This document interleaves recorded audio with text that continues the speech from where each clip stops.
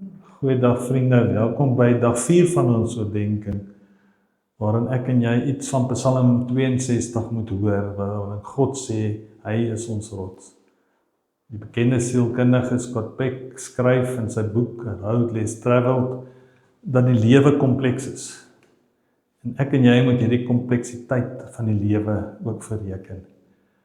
En 'n mens lees van die kompleksiteit van gelowiges juis in die Bybel.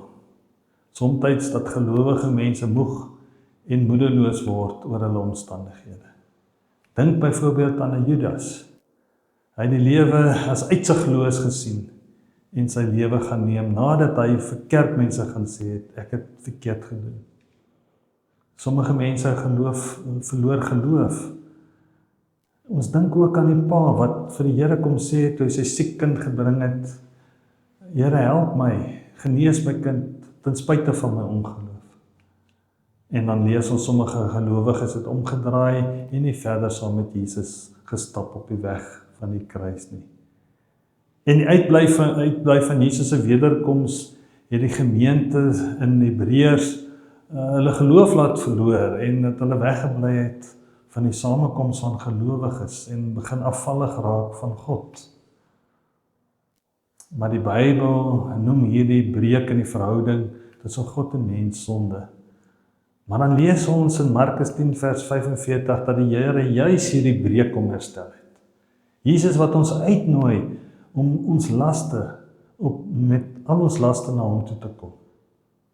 Psalm 62 getuig van 'n herstelde geloofsverhouding met God. Dis nie maar net 'n hemelpastei geloof nie. Dis 'n geloof gebou uit die smeltkroes van die lewe.